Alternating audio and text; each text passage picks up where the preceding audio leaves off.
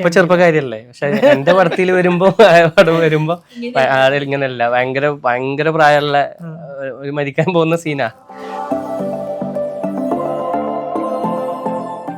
ഓഡിയൻസിന് കാണുമ്പോൾ ഒരു സാധനം കഴിഞ്ഞ് അടുത്തത് ഡിഫറെന്റ് ആണ്. ചിലവർക്ക് ഒരേ ഇതിലെ തൊട്ടിൽ തന്നെ വരുമ്പോൾ നമുക്ക് ചിലപ്പോൾ ബോറടിയൊക്കെ പക്ഷെ ഇത് വ്യത്യസ്തമായിട്ടുള്ള ഫാമിലീസ് ബാക്ക്ഗ്രൗണ്ടാണ് അതിൽ വരുന്നത് പടത്തിൽ.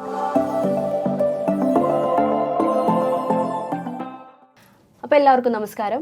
ഇന്ന് എൻ്റെ സ്റ്റുഡിയോയിൽ അല്ലെങ്കിൽ എൻ്റെ കൂടെ ഉള്ളത് ദ മലബാർ ടെയിൽസ് എന്ന സിനിമയിൽ പ്രധാന കഥാപാത്രങ്ങളായിട്ടുള്ള അൻവർ സാദിഖ് സാറും ലതാ മാമുമാണ്. നമസ്കാരം. നമസ്കാരം. അപ്പോൾ ഈ ദ മലബാർ ടെയിൽസ് എന്ന് പറയുന്ന മൂവി ഒരു എന്താ പറയുക, ഒരു ആന്തോളജി, ഒരു ഒന്നിലധികം സിനിമകൾ കൂടിച്ചേർന്നൊരു സിനിമയാണ്. അപ്പം അതിൽ അഭിനയിച്ചപ്പോൾ ഉള്ള ഒരു എക്സ്പീരിയൻസ് എങ്ങനെയായിരുന്നു? അഭിനയിച്ചപ്പോൾ എന്ന് പറഞ്ഞു കഴിഞ്ഞാൽ ഇതിൻ്റെ ഡയറക്ടർ അനിൽ സാറിൻ്റെ മകള് ഇതിൻ്റെ ക്രിയേറ്റീവ് ഡയറക്ടറായിരുന്നു അനുപ്രിയ മുഖേനാണ് ഞാനിതിലേക്ക് എത്തുന്നത്. പിന്നെയെന്ന് പറഞ്ഞു കഴിഞ്ഞാൽ ഇതൊരു ഫാമിലിയിൽ നിന്നുണ്ടായ മൂവിയാണ്. ഒരു അച്ഛൻ, അമ്മ, മകള്, മകൻ, ഇവരിൽ നിന്നാണ് ഈ സിനിമ ഉണ്ടാവുന്നത്. സാധാരണ ഡയറക്ടറാണെങ്കിൽ ബാക്കിയുള്ളവരൊക്കെ വേറെ വേറെ ആൾക്കാരായിരിക്കും, പക്ഷെ ഇതൊരു കുടുംബത്തിൽ നിന്ന് ഉണ്ടായ സിനിമയാണ്. അപ്പോൾ ഈ സ്ക്രിപ്റ്റ് കേട്ടപ്പം ഭയങ്കര സന്തോഷം തോന്നി. ഒരു ഫാമിലിയിൽ നിന്ന് എല്ലാവരും ഒരു കൂട്ടായ്മയായിട്ട് തുടങ്ങുന്ന ഒരു സിനിമ. അപ്പോൾ അതിൽ എനിക്ക് അറിയണ്ടായിരുന്നില്ല, അവരെ ഞാൻ ഈ സിനിമ മുഖേനയാണ് പരിചയപ്പെടുന്നത്. പക്ഷെ അതിൽ അഭിനയിച്ച് തുടങ്ങിയപ്പം ഭയങ്കര എന്താ പറയുക, ഒരു കംഫർട്ട്. കാരണം നമുക്ക് മറ്റുള്ള സിനിമകളിൽ ഞാൻ വർക്ക് ചെയ്തിട്ടുണ്ട്, പക്ഷേ കുറച്ചും കൂടെ ഫ്രീഡം ഉണ്ടായിരുന്നു.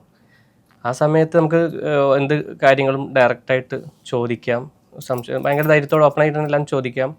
പിന്നെ വരും കുറേ കാര്യങ്ങൾ ഭയങ്കര ഒരു ഫ്രണ്ട്ലി, നമ്മളുടെ ഒരു ഫാമിലി പോലെ നമുക്ക് ഫീൽ ചെയ്തുകൊണ്ട് നമുക്ക് കുറച്ചും കൂടെ നന്നായിട്ട് ചെയ്യാൻ പറ്റി. ഇപ്പോൾ ആക്ടിങ്ങിൻ്റെ സൈഡാണ്. പിന്നെ അതിൽ ഞാൻ ഒരു പടത്തിൽ ഞാൻ കൊറിയോഗ്രാഫി ചെയ്തിട്ടുണ്ട്. അപ്പോൾ അതൊക്കെ ആണെങ്കിൽ നമ്മൾ മാക്സിമം നമുക്കും അവരെ ഭയങ്കരമായിട്ട് സപ്പോർട്ട് ചെയ്യാൻ തോന്നും. ആ രീതിക്കായിരുന്നു ഇതിൻ്റെ ഷൂട്ടൊക്കെ പോയിരുന്നത്. അത് ഭയങ്കര ഒരു ഫാമിലി ആയിട്ടാണ് ഈ പടം. ഒരിക്കലും മറ്റുള്ള സിനിമയിൽ പോയി വർക്ക് ചെയ്യുന്ന പോലത്തെ ഒരു ഫീല് നമുക്ക് അല്ല. നമ്മളുടെ ഒരു കുടുംബത്തിൽ നിന്ന് ഉണ്ടാവുന്ന ഒരു സിനിമ പോലെ തന്നെയാണ് ഫീല്. അതുകൊണ്ടാണ് കുറച്ചും കൂടെ കംഫർട്ടായിട്ട് നന്നായിട്ട് തന്നെ ചെയ്യാം എല്ലാവർക്കും. ഇപ്പം ലതേച്ച് ഞാൻ ഒരുമിച്ച് എൻ്റെ ഗ്രാൻഡ് മദറായിട്ട് അഭിനയിച്ചതാണ്. എൻ്റെ കൂടെ തന്നെ 2 സിനിമയിലുണ്ട് ലതേച്ച്. ഇതിൽ തന്നെ രണ്ട് പടത്തിലുണ്ട്. എന്റെ പടത്തില് ഗ്രാൻഡ് മദർ ആയിട്ട് ഒരു ചെറിയൊരു സീനിലുണ്ട്. പിന്നെ വേറൊരു പടത്തിൽ ത്രൂ ഔട്ട് ഉണ്ട്. ഞങ്ങൾക്ക് എല്ലാവരും ഭയങ്കര എൻജോയ് ചെയ്ത പടമാണത്. വെച്ചാൽ ഒരു സർക്കിളിൽ നിന്നിട്ടാണ് നമ്മൾ ചെയ്തതെങ്കിലും ചെയ്ത് വന്നപ്പോൾ അത് നല്ലൊരു സാധനമായിട്ട് മാറി. ഇനി ബാക്കിയൊക്കെ ഓഡിയൻസ് കണ്ടിട്ട് തീരുമാനിക്കണം. അതെ. അപ്പോൾ ഇത് ഇപ്പോൾ നേരത്തെ പറഞ്ഞ പോലെ ഒരാളുടെ അല്ലെങ്കിൽ ഒരു ഫാമിലിയുടെ ഒരു സ്വപ്നമാണ്. വലിയ ബഡ്ജറ്റിലല്ല, ഒരു നോർമൽ ഒരു ചെറിയൊരു ബഡ്ജറ്റിൽ ഒതുങ്ങിയ സിനിമ, ഒരു വലിയൊരു സിനിമ. അപ്പം ഇങ്ങനെ ഒരു സിനിമയിൽ ഇപ്പോൾ പറഞ്ഞല്ലോ, ഒരു മൂവിയിൽ ലത മാം ഒരുമിച്ച് ഒറ്റയ്ക്ക് എന്താ പറയുക ചെറിയ സീനിലുണ്ട്, പിന്നെ വേറെ എണ്ണത്തിലുണ്ടെന്ന് പറഞ്ഞു. അപ്പോൾ ഏതൊക്കെയായിരുന്നു ആ ഒരു മൂവിയുടെ പേര്? ഒന്ന് ഞാൻ ചെയ്ത പടത്തിന്റെ പേര് ചെമ്പ് എന്നാണ്. ചെമ്പ്. അപ്പം അതിലാണ്. പക്ഷെ ഒരിക്കലും ലതേച്ചനാണ് മറ്റേ പടത്തിലുള്ളതെന്ന് ഒരിക്കലും നമ്മൾ പറഞ്ഞാലേ അറിയുള്ളൂ. അത്രയും മേക്ക് ഓവറാണ്. ഭയങ്കര ചേഞ്ച്.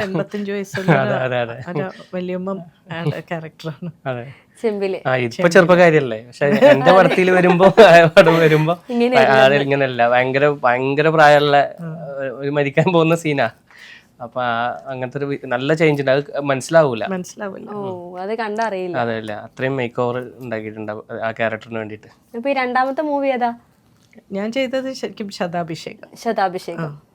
ശതാഭിഷേകത്തിലെ ഒരു കൂട്ടുകുടുംബമാണ്. എല്ലാ കഥകളും ഓരോരോ കുടുംബത്തിൽ നടക്കുന്ന കാര്യങ്ങളാണ്. ശതാഭിഷേകത്തിലെ ഒരമ്മയില്ലാത്തൊരു കുടുംബം, 5 മക്കളുള്ളത്, അതിൽ മൂത്ത മരുമകളായിട്ടുള്ള ഒരു ക്യാരക്ടർ ചെയ്ത്. അപ്പം അച്ഛൻ്റെ 80ാമത്തെ ബർത്ത്ഡേ സെലിബ്രേഷന് വേണ്ടി എല്ലാവരെയും വിളിക്കാനും കൂട്ടി നടത്താനും ഒക്കെ ആയിട്ട് ഓടി നടക്കുന്ന ഒരു നല്ല ഏട്ടത്തിയമ്മയുടെ ഒരു റോളാണ് ചെയ്തത്.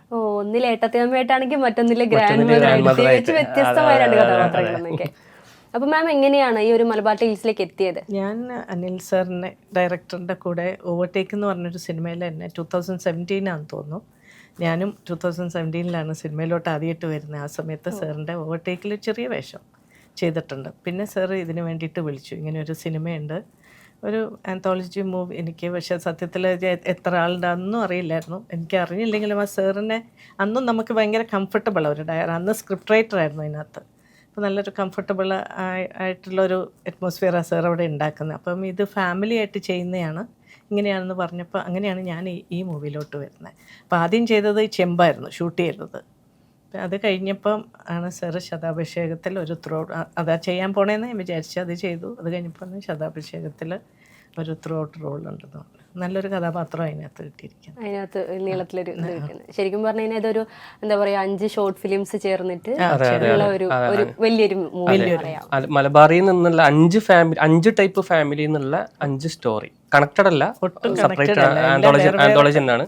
അതുകൊണ്ട് എന്താ വെച്ചിട്ടുണ്ടെങ്കിൽ ഓഡിയൻസിന് കാണുമ്പോൾ ഒരു സാധനം കഴിഞ്ഞ് അടുത്തത് ഡിഫറെന്റ് ആണ്. ചിലവർക്ക് ഒരേ ഇതിലെ തൊട്ടിൽ തന്നെ വരുമ്പോൾ നമുക്ക് ചിലപ്പോൾ ബോറടിയൊക്കെ പക്ഷെ ഇത് വ്യത്യസ്തമായിട്ടുള്ള ഫാമിലീസ് ബാക്ക്ഗ്രൗണ്ടാണ് അതിൽ വരുന്നത് പടത്തിൽ. അതുകൊണ്ട് ചിലപ്പോൾ ചേഞ്ച് ഫീൽ ചെയ്യും ആൾക്കാർക്ക്, ഒന്ന് കണ്ട് പിന്നെ അടുത്തത്. പക്ഷെ അതും മലബാർ ബേസ് ചെയ്തിട്ടുള്ള 5 ഫാമിലിയുടെ കഥ, അത് 5 സ്റ്റോറി. അതും നമുക്ക് കണക്റ്റഡ് ആണ്. നമ്മൾ ഇന്നത്തെ സാധാരണ ജനങ്ങളുടെ ലൈഫ് ആയിട്ട് വെച്ച് നോക്കുമ്പോൾ കുറേയൊക്കെ കണക്റ്റഡ് ആയിരിക്കും ആ പടം. അതുകൊണ്ട് ഓരോ കുടുംബത്തിൽ നടക്കുന്ന സംഭവം, നടന്ന സംഭവം ഒക്കെ ഉണ്ട് ഇതില്. ഇനി ചിലപ്പോൾ നടക്കാം ഭാവിയിൽ, അങ്ങനെ സാധ്യതയുണ്ട് അങ്ങനത്തെ. അപ്പോൾ ഈ ചെമ്പ് എന്ന് പറയുന്നത് ഏത് ജോണറിലുള്ളൊരു കഥയായിരിക്കും? അതൊരു ഇമോഷണൽ ടൈപ്പ് സാധനമാണ്. അത് ഒരു നിരാശ ഒക്കെ ഉള്ളൊരു സിനിമയാണ് അത്. പ്രതീക്ഷ വന്നിട്ട് പിന്നെ അത് നിരാശയിലേക്ക് പോകുന്നതാണ് അത് സാധനം. അത് ചെറിയ രീതിയിലൊക്കെ പണ്ട് കാലങ്ങളിലെ നമ്മളുടെ പൂർവികർക്കുള്ള ഒരു അനുഭവം തന്നെയാണ് ആ പടത്തിലൂടെ. അത് ഞാൻ ഡീറ്റെയിൽ ആയിട്ട് പറയുന്നില്ല. പൂർവികർ എന്നുള്ള ഒരു അതിൽ നിന്നാണ് ആ പടം ഉണ്ടാവുന്നത്. അപ്പം അതൊരു സസ്പെൻസ് ആണ്. അത് ലാസ്റ്റ് അറിയുള്ളൂ അതെന്താണ് ഇങ്ങനെ പോയതെന്നുള്ളത്. അപ്പം ഈ ശതാഭിഷേകം എന്ന് പറയുന്ന മൂവി അതും ഇമോഷണൽ തന്നെയാണോ അതോ മറ്റെന്തെങ്കിലും ജോണറിലുള്ള മൂവിയാണോ?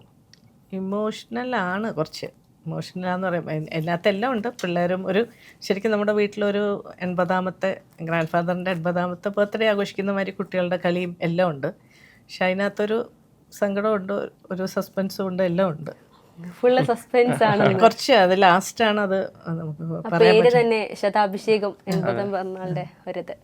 വേറെ എന്തൊക്കെയാണ് ഈ ഒരു മൂവിയിലെ എക്സ്പീരിയൻസ് അല്ലെങ്കിൽ ആ ഒരു സെറ്റിൽ ഒരു ഫാമിലി ആയിട്ടുണ്ടായിരുന്നപ്പോൾ അച്ഛൻ അമ്മ അല്ലെങ്കിൽ എല്ലാവരും കൂടെ ഒരു ഫാമിലി എന്ന് പറയുമ്പോൾ തന്നെ എത്ര ഹസ്ബൻഡ് ആയാലും വൈഫ് ആയാലും ചിലപ്പോൾ രണ്ട് തരത്തിലുള്ള ക്യാരക്ടർ ഉള്ളവരായിരിക്കാം.